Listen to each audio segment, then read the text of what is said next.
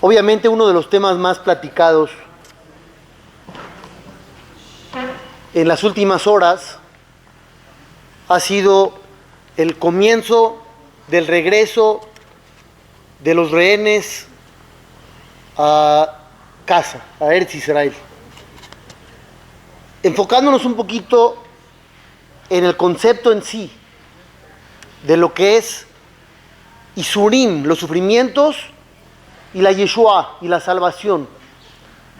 ¿Qué tanto uno a veces tira la toalla, se da por vencido, o cree, o está seguro de creer, que no hay salvación para lo que él está viviendo? Y como vamos a explicar hoy, Bezrat Hashem, ese puede ser uno de los peores errores garrafales del ser humano. Hoy se publicó una de la declaración de los rehenes que dijo: no pensé que regresaría, estaba segura que moriría en Gaza. Ella dice así, yo estaba segura que iba a morir ahí. Y yo les apuesto que muchos de nosotros pensábamos lo mismo también. O pensábamos que no había nada que hacer. Justo comenzamos en la Torá a leer Perashat Shemot. ¿De qué habló Perashat Shemot? Algo muy similar a esto que se está viviendo. ¿Por qué? Moshe Rabbenu, en la primera conversación que tuvo Dios con él, Hashem le dice cosas que parecen inentendibles. Vamos a poner un poquito el contexto, ¿ok? El pueblo judío estuvo esclavizado 210 años. Quiere decir que hubo gente que nació ahí, murió ahí, y conocía eso y ya, no conocía otra cosa. Llega Dios con Moshe y le dice: Moshe, quiero que transmitas el siguiente mensaje. He visto su sufrimiento, escuché sus plegarias. Mira, hasta ahí vamos bien. Uno pensaría que Dios no está viendo nada. Si llevamos 210 años ahí, ¿qué quiere decir? Que no ve nada, o que no nos escucha, o que no nos quiere. Entonces, primer dato importante que le dice Dios a Moshe: sí los vi, sí los escuché. Punto número 2, los vine a salvar. Ahí como que dices, órale, no nada más nos ve, ¿de verdad nos va a salvar?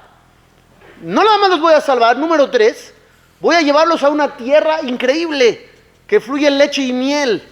Aquí ya puedes comenzar a decir, ¿estará hablando en serio Dios? O sea, real, así este cambio tan radical de lo que estamos viviendo a lo que nos está prometiendo. Pero Dios continúa, no paró ahí. Les voy a dar la Torá, saliendo de Egipto, se van a convertir en el pueblo elegido especial. Siguiente punto, castigaré a los egipcios, voy a hacer maravillas y milagros. Y el último, que yo creo que era el más difícil de creer, a menos que ustedes digan lo contrario. El último punto le dice Hashem a Moshe: cuando se vayan a ir, cuando llegue el momento de salir, le van a caer bien a los egipcios.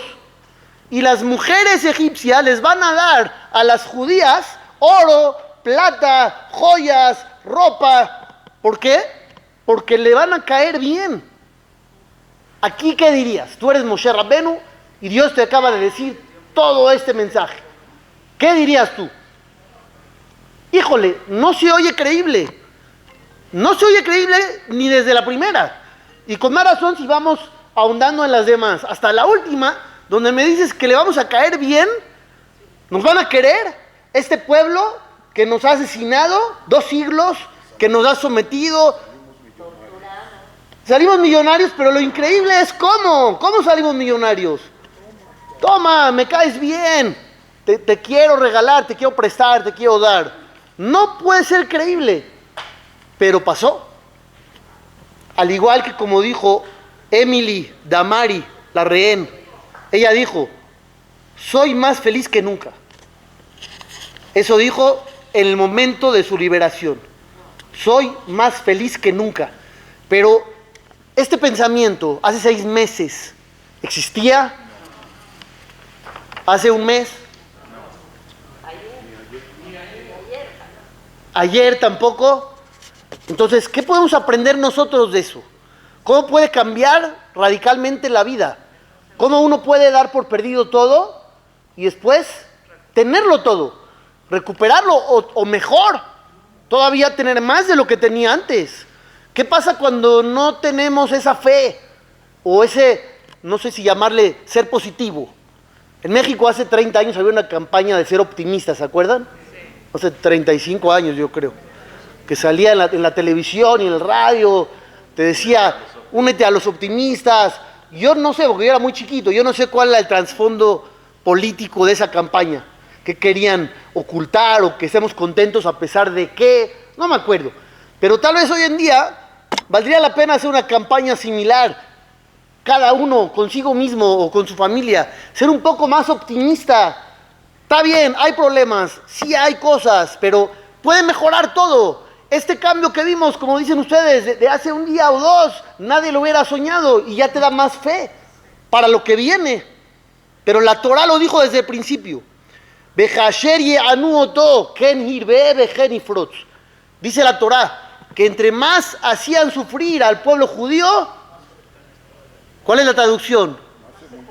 Ken irbe, más se multiplicará, vejeni frotz, y más se expandirá.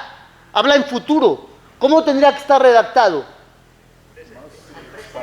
O en presente o en pasado, ¿no? Entre más los hacían sufrir, más se multiplicaban. No dice eso. Dice, más se multiplicarán y se expandirán. ¿Por qué habla a futuro? Dicen los Jajamim, porque esta profecía no es solamente para Egipto, sino en cualquier situación del pueblo de Israel, a lo largo de todos los siglos. Entre más difícil veas las cosas, también verás la salvación en una dimensión similar. Te vas a aumentar más, vas a tener más. Entre más dificultades, vas a ver cómo las cosas al final se voltean a tu favor. No nada más en Egipto, sino a todo lo largo del tiempo.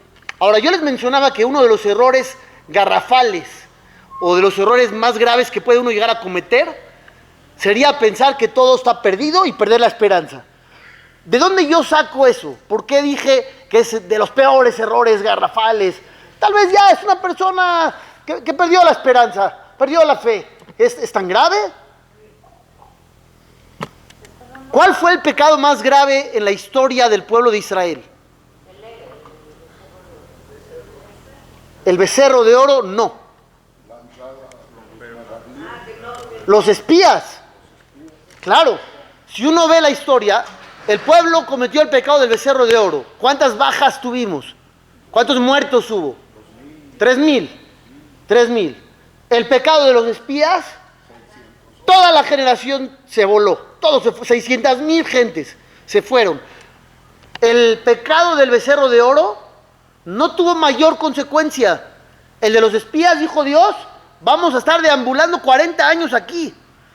En el becerro de oro no dijo nos vamos a quedar aquí. ¿Cuál era el plan? Seguir adelante y seguir a Eretz Israel. Entonces el más costoso, sin duda alguna, fue el de los espías. ¿Cuál pecado cometieron ellos que fue tan grave ante los ojos de Hashem? Entonces uno dice, la Shonara, hablaron mal. ¿De quién hablaron mal? ¿Es tan grave hablar mal de la tierra? No creyeron que Dios El pecado fue que cuando ellos platican su historia, su experiencia, dijeron, no vamos a poder conquistarlos. ¿Por qué no? Ki hazak hu mimenu, o mimeno. ¿Por qué? Porque este pueblo o estos pueblos que habitan ahí son más fuertes que Dios. Así lo interpretan los jajamim. No más fuertes que nosotros, más fuertes que Dios. Ese es el peor pecado que hay. El peor pecado del mundo es pensar que Dios no te puede ayudar. ¿Entendieron cómo lo estamos exponiendo? No es simplemente hablar mal, la tierra, no. Es pensar que Dios no te puede ayudar. Ese es el peor pecado que puedes llegar a cometer en tu vida, más que cualquier otro, y por eso fue el más costoso. Perder la esperanza es eso. Pero a veces es difícil no pensar así. Hay un ejemplo en la misma Torah sobre Yitro. ¿Ustedes conocen a Yitro, su historia? ¿Qué conocen de él? que era el suegro de Moshe Rabbeinu. Entonces ustedes ya están a la mitad de la historia. Yo les voy a decir la primera parte de la historia. Dice la Torah, Moshe Rabbeinu se escapa de Egipto acusado de asesinato y llega a Midian, así se llama el lugar, Midian, y se encuentra con unas jóvenes, unas mujeres que están atendiendo el ganado y las están molestando. Entonces Moshe las salva. ¿Por qué hay unas mujeres atendiendo el ganado? Cosa que no era común. ¿Por qué las están molestando? ¿Y por qué llega Moshe y las tiene que salvar? ¿Qué está pasando? ¿Quién es esta familia? ¿Cuál es el contexto? Dicen los Jajamim, Yitro era el sacerdote de la idolatría más respetado. Cuando de repente llegó a la conclusión de que la idolatría no es el camino, no tiene sentido, se retiró, renunció. Y al momento de renunciar, lo aislaron, lo excomulgaron. Nadie le dio crédito, al revés, lo degradaron al peor nivel, nadie habla con él, nadie trabaja con él. No solamente eso, él ya se ve la necesidad de poner a sus hijas a trabajar el ganado, cosa que nadie hacía. Y las molestan y no las dejan. Entonces vamos a parar ahí. Y vamos a hacer una pregunta legítima. Si tú fueras Yitro, ¿qué pensarías ahí, en ese momento? Dices, no me convino. ¿Dónde está la justicia? Dios, todo el mundo está en contra de ti. Yo dejé ese camino. Yo opté por elegirte a ti como el único Dios todopoderoso. Y justo ahorita me empieza a ir mal en todo. Y hasta mis hijas ya las molestan, ya no pueden salir tranquilas a la calle. ¿Cualquiera hubiera hecho esa pregunta o no? Siendo Yitro, dirías, Dios, ¿qué pasa? Desde que empecé a trabajar para ti, me fue peor. No es fácil. Pero entonces ahora veamos el otro enfoque. Dios sabe por qué hace las cosas. Y ustedes ya se saben la segunda parte, es la que ustedes me estaban diciendo. Entonces, ¿cuál es el objetivo de Dios en toda esta situación? Que llegara Moshe, salve a las hijas, y ellas lleguen con el papá. Y el papá les diga, ¿qué pasó? Y ellas le cuenten, nos salvó un hombre. ¿Qué hombre? No sé, un egipcio. Ah, pues invítenlo a comer. Invítenlo a comer. Lo invitaron a comer a la casa. Y de ahí sale el shidduch. Y de ahí se casa Moshe con la hija de Yitro y se convierte en el suegro de Moshe Rabbeinu. Todo esto tenía que salir de alguna manera.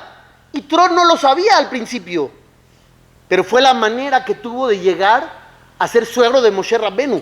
Como a veces saber nada más la mitad de la película te puede generar mucho conflicto y muchas quejas. El Jafetz Haim decía, es como llegar a un Bet Knesset nuevo. Nunca habías ido a ese Knis. Y llegas en Shabbat y empiezan a subir a la gente al Sefer Torah. Y a uno que se ve así medio lo suben a la mejor subida. Y a otro que se ve que es el más culto, ni siquiera lo invitan al Sefer. Y tú estás viendo eso y te empiezas a quejar. Y le dices al Gabay, oye, ¿qué onda? Ahí está el mejor, no lo subes, y al otro sí. ¿Qué te va a contestar el Gabay? No sabes nada, la semana pasada acaba de subir el otro. Y este que crees que no, es más de lo que tú crees, y esto y el otro. Decía el Jafetz Haim, entramos a la vida como a un Bet Knesset nuevo. Queremos entender todo lo que está pasando. Y no sabemos absolutamente nada. ¿Alguna vez han tenido un sentimiento fuerte de dolor, de frustración, por algún hubiera hecho? Más de una vez. Más de una vez. Ustedes dicen el hubiera no existe. Yo no les pregunté eso. Les pregunté la realidad. ¿En alguna ocasión tuvieron algún sentimiento que diga, lástima, hubiera hecho algo diferente? Ok. ¿Saben que hubo un decreto que había que arrojar a los niños judíos al río, en Mitzrayim? ¿Cuándo se canceló? Porque lo cancelaron. En algún momento lo cancelaron. ¿Cuándo se canceló? Cuando aventaron a Moshe al río, se canceló el decreto. ¿Cómo? Porque ahí le habían dicho al faraón que iba a nacer el Salvador de Israel. Y entonces hizo el decreto, si va a nacer el Salvador de Israel hay que matarlo, no sé cuál es, vamos a matar a todos los niños. De repente arrojaron a Moshe al río y le avisaron a Faraón, le dijeron ya, el Salvador ya fue arrojado al agua. Entonces si ya fue arrojado al agua, ¿qué sentido tiene que el decreto continúe? Él dice ya no hay por qué seguir con el decreto de matar niños, el Salvador ya nació y ya lo arrojaron. Ok, padrísima historia. Vamos a suponer que tú eres Yochebed, la mamá de Moshe, ¿ok? Y acabas de arrojar a Moshe al río y llegas a tu casa y te avisan que el decreto ya no. ¿Qué hubieras dicho? No lo hubiera echado. Si me hubiera esperado yo media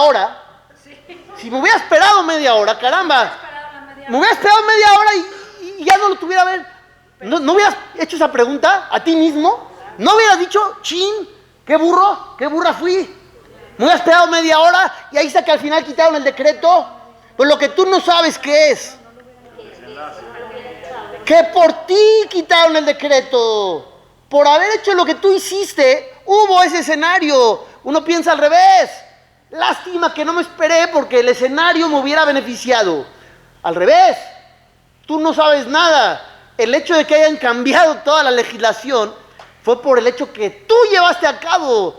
Pero tú que no sabes nada dices, me hubiera esperado media hora y mi hijo se hubiera salvado. Eso es cuando tú eres la mamá de Moshe. Cuando tú ya sabes toda la historia, puedes ver distinto. Ahora, la misma mamá de Moshe, si se esperó media hora después, también le convino. ¿Por qué? Porque rescataron a su bebé, le querían dar de comer, ¿y a quién llamaron al final? A ella. Y estuvo en contacto con su bebé y no murió y le pagaban, todavía dándole de comer a su hijo. Y es decir que no salieron las cosas tan mal como ella creyó al principio. Pero de ahí aprendamos eso. No hubiera esperado media hora. Si hubieras esperado media hora, las cosas no hubieran sido lo que tú crees que hubieran sido. Tenemos una costumbre alágica de rezar 3 veces al día. ¿Alguien sabe por qué? ¿Por qué? Porque los patriarcas eran 3. ¿Y por qué establecieron 3 veces al día rezar? Que establezcan rezar, yo estoy de acuerdo. Y ya. Entonces, como cada uno rezó a otra hora, yo tengo que hacer lo mismo también. Y si hubiera habido un cuarto patriarca y hubiera rezado a las 2 de la mañana, ¿qué hubiera pasado? Tendríamos que pararnos todos a las 2 de la mañana a pedir. No sé, estoy siguiendo la línea. Uno dice, no, pues sí, eran 3 patriarcas y rezaron 3 veces y establecieron, pero hay que irnos un poquito más al fondo de las cosas. Si hubieran sido 4 rezos, hubieran sido 5 rezos. ¿Y por qué a esos horarios? ¿Por qué no simplemente uno repitió el rezo del anterior a la misma hora todos y ya? Dice el Talmud Yerushalmi, se establecieron 3 rezos por 3 motivos diferentes. Hay 3 etapas en el día. Vamos a ver cuáles son. En el rezo de la mañana, tú le agradeces a Dios porque te sacó de la oscuridad a la luz. Hubo gente que no despertó. Entonces ya tú de entrada en la mañana, ¿qué dices?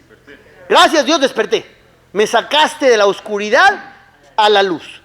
Luego viene la tarde y le dices a Dios, Dios, gracias. Así como pude ver la salida del sol, también dame la oportunidad de ver que se mete el sol. Continúo con vida. Y luego ya viene la noche, ya te vas a dormir. ¿Y ahí qué vas a pedir? Así como ayer me fui a dormir y desperté, te pido otra vez que me hagas el favor otra vez y me saques de la oscuridad a la luz esta nueva ocasión. Esos son los 3 rezos por las 3 etapas. ¿Qué quiere decir? El rezo no está ahí al horno. El rezo está ahí porque constantemente tienes que estar conectado con Dios, viendo lo que está haciendo por ti. Tú despertaste por gracias Dios. ¿Estás vivo? Gracias Dios. ¿Te vas a ir a dormir? Por favor Dios. Y estás conectado todo el tiempo con Él, porque todo el tiempo Él te acompaña. No se me olvida, y seguramente ustedes tampoco, cuando Tom Hand, un señor de Irlanda, había salido en las noticias después del 7 de octubre, llore y llore y llore y llore, un hombre muy blanco, no sé si se acuerdan de la entrevista, contando que le habían dicho que su hija había sido asesinada por los terroristas. ¿Sí se acuerdan de la entrevista o no? Bueno, entonces yo se las voy a contar. Se las voy a contar un poquito más. Emily Hand era una niña de 8 años, que esa noche no pasó la noche con su papá, estaba en otro lado, vino el ataque del 7 de octubre, y cuando hacen la recuenta de los daños, le informan al señor que su hija está entre las víctimas mortales del ataque. Lo entrevistan, y él sale y dice, escuchen bien las palabras, se las voy a leer. En el Kibbutz Be'eri, que fue el lugar más arrasado, las autoridades israelíes intentaban identificar a los muertos, le dijeron al padre de Emily, Tom, que su hija estaba entre los muertos. Y él, en la entrevista, dice, yo dije sí, entre lágrimas. Era la mejor posibilidad que esperaba. ¡Qué buena noticia me acaban de dar! ¿Cómo? Dice, sí, o estaba muerta, o en Gaza. Y si sabes algo de lo que hacen en Gaza, es peor que la muerte. Eso lo dijo él. Entonces, él sale en la entrevista diciendo, gracias Dios que mataron a su hija. 8 semanas después, a su hija la regresan. Salió que no se había muerto. Estaba viva la hija. Sí estaba en Gaza. Y regresa. Y entrevistan, regresa la niña, sí, cumplió 9 años allá adentro. Y él lo vuelven a entrevistar. A ver, ¿qué dices ahora? Tú dijiste antes, gracias Dios, de que la habían asesinado. Ahora no la mataron. Y sí estuvo ahí. ¿Qué opinas ahora? Entonces él dijo en la entrevista, búsquenla, está espectacular. Dice, fue hermoso.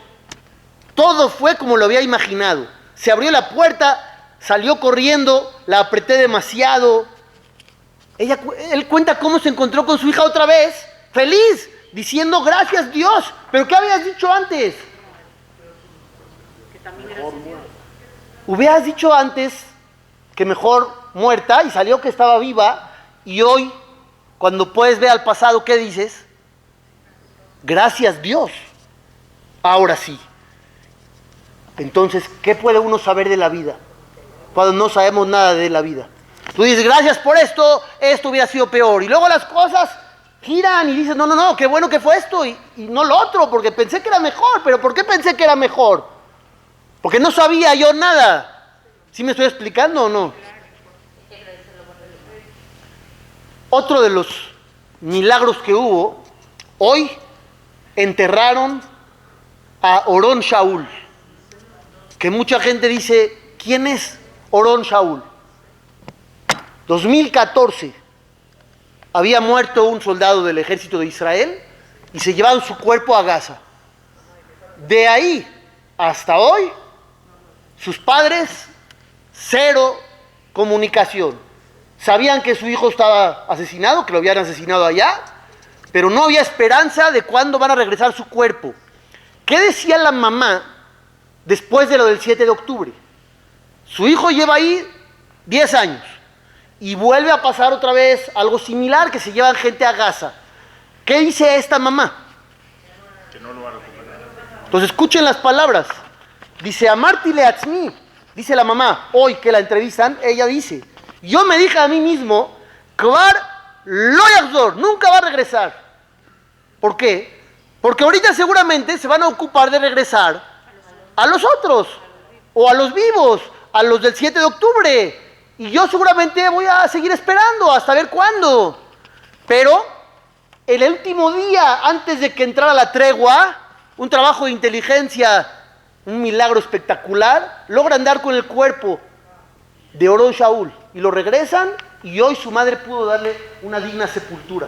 Cuando ella pensó que no existían más posibilidades, cuando las circunstancias parecían estar en lo correcto, lo que ella pensaba. Rabbi Zvi Altauer tiene un libro sobre la Shoah que se llama Meafelá Leorá, de la oscuridad a la luz. ¿Por qué? Porque él y toda su familia estuvieron ahí. Entonces, no les voy a leer todo el libro, yo 2 párrafos nada más voy a leer. Uno dice, si yo empiezo a contarte un poco de los milagros que vivimos, no voy a terminar. No puedo alcanzar a expresar la mano de Dios cuántas veces la vimos. Entonces dice así, mis papás en esa época tenían la siguiente visión de las cosas, que se la transmitieron a él como hijo mayor. Él tenía 6 años y sus papás tenían esta forma de pensar. Somos Yehudim, tenemos que hacer lo que tenemos que hacer y lo demás es trabajo de Dios. Es la visión que tenían mis papás. Dice él, ¿quién iba a pensar que mis 3 hermanos y yo y mi mamá y mi papá, porque cada uno tiene una historia, su mamá estaba embarazada cuando la trasladaron al campo de Auschwitz.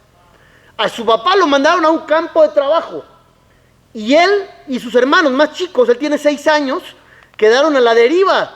Dice, ¿quién iba a pensar que todos nosotros nos íbamos a juntar? La única pérdida, ¿cuál fue? El bebé de la mamá que dio a luz en Auschwitz y ese bebé no sobrevivió. Pero lo que es él, sus hermanos, su mamá y su papá, los 5 sobrevivieron, se volvieron a juntar, migraron a América y la familia tuvo otros 5 hijos. Dice, si yo le hubiera dicho esto a alguien en 1942, nadie me hubiera creído. Y él dice, cuento una ocasión donde mi papá pensó que se iba a morir. ¿Por qué? Porque cayó una bomba, salimos del refugio y mi papá me llamó y me dijo, hijo, tienes 6 años, pero te tengo que decir lo que te tengo que decir. Mamá está en Auschwitz, no sé si logrará sobrevivir. Tú eres el primogénito. Tus hermanos chiquitos no saben que son judíos. Les hemos ocultado la información por seguridad. Pero tú tienes que saber sus nombres verdaderos. Tu hijo se llama Itzhak, el otro se llama Hayat y el otro Yehiel. Tienes que cuidar y te hago responsable de que todos crezcan como Yehudim y que cuiden la Torah. Hijo, recuerda, somos Yehudim. Sobreviviremos a todos los demás, como muchas veces nos ha pasado. Quedaremos vivos, llegará el Mashiach y tu obligación es estar vivo y mantener firme a tu familia para la llegada de la salvación. Esta fue la misión que le dio su papá a los 6 años de edad. ¿Quién hubiera creído que se iban a salvar todos al final? Ahora que estamos viendo este tipo de chispas de luz, nos tiene que reforzar a nosotros en la vida, que Baruch Hashem estamos bien, hacernos conscientes de que Dios está ahí y que no te rindas. Estaba leyendo una historia sobre un kolel, un lugar donde estudia la gente Torah. Eran vacaciones, dijeron vamos a hacer un incentivo para el que venga a estudiar temprano, en vacaciones. Vamos a hacer durante 3 días una rifa de $100 a los primeros que lleguen. Entre los primeros se rifan los $100. Está bien. Llegaron el primer día, dice, ¿cuántos eran? 10. Una rifa entre 10. Está buena, $100. Salió premiado el número Rab Meir. No sabe quién es el Rab Meir, le dieron sus $100. Al siguiente día, ¿cuántos llegaron?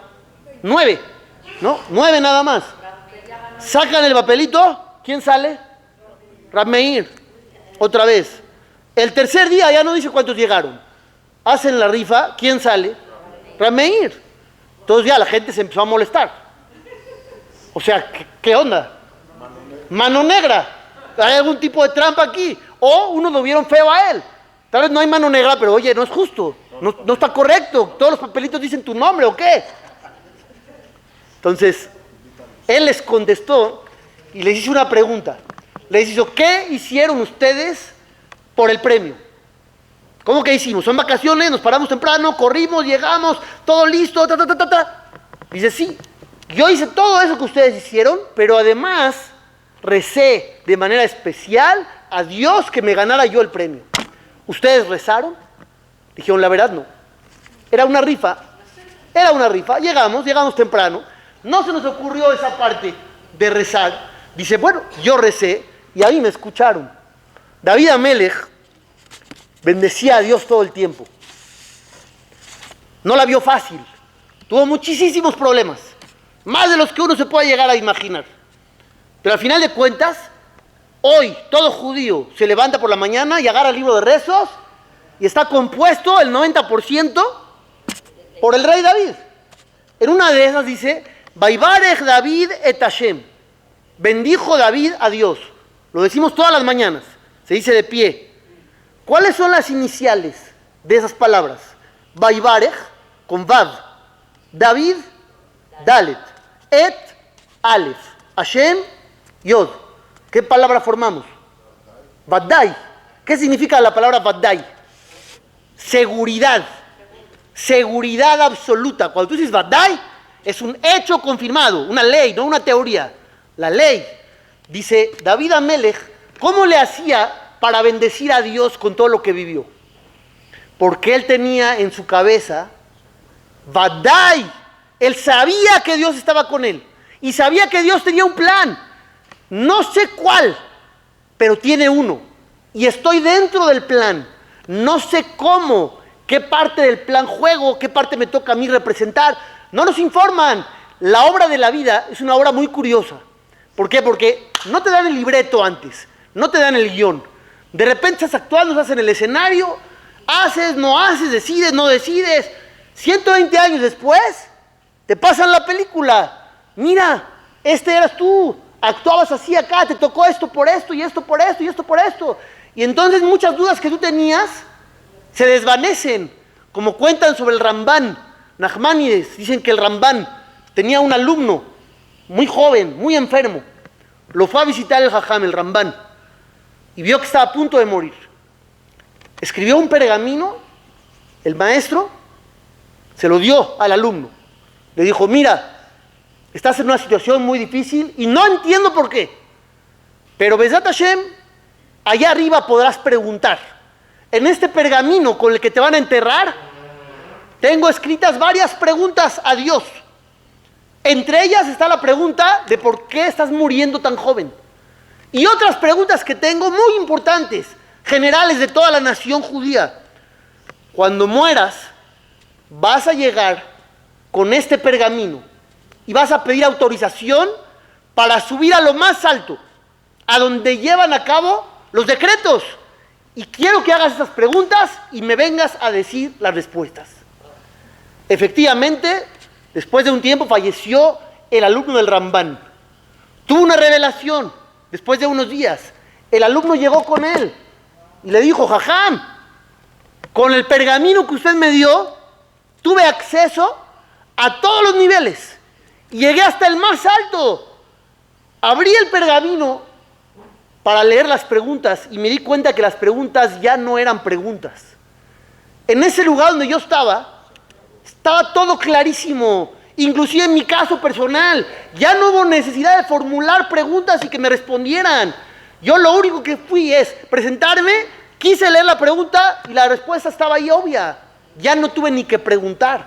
Entonces dijo el Rambán, ¿cómo a veces o siempre nos pasa que no le encontramos sentido a algo, pero que sepas que allá arriba todo está muy, muy claro?